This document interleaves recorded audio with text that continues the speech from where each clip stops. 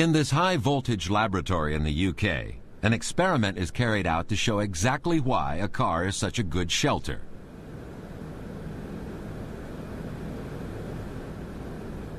Theoretically, if the vehicle is struck by a high-voltage spark, its metal chassis will conduct the electric current around the person inside the car and down to earth through the tires. It would be perfectly safe to sit inside the car during this experiment. However, safety regulations insist that a dummy is used. 8, 7, 6, 5, 4, 3, 2, 1. The dummy has been wired up so any current passing through it can be measured.